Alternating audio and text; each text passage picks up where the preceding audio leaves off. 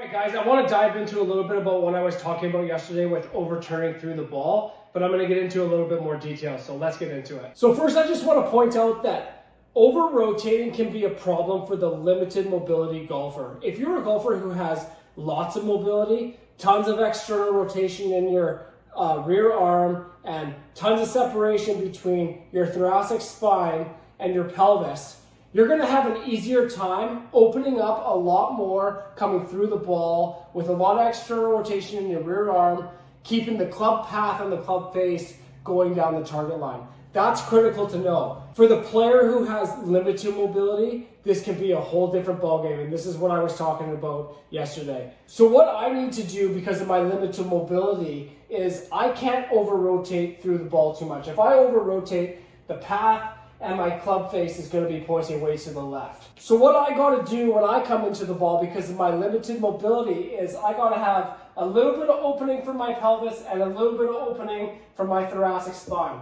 This allows me to keep the club face traveling on a good arc around my body, keeping the club face nice and square as I come through the ball, okay? If I over-rotate too much coming into the ball, because of my limited mobility, I'm just going to get the club path and the club face going to the left, and I'm just going to start hitting erratic shots. So it's no good for my body type, okay? And this is a key point of what I'm talking about. You have to swing based on how your body moves. Super critical. If I have tons of external rotation in my rear shoulder and tons of separation between my thoracic spine and my pelvis, of course, I can come into the ball much more open and have the club face and the club path going well down the target line, holding it down for longer. You see this a lot on tour. A lot of the guys have great bodies on tour. They can get into those positions because their body allows for it. But you have to understand that if you're a limited golfer and you're trying to rotate hard through the ball and you don't have a lot of separation between your thoracic spine and your pelvis,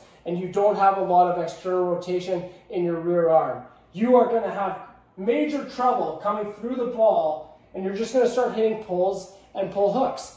So you got to make sure you understand what your body can do. And once you know that, then you can come up with a plan in order to start swinging your best.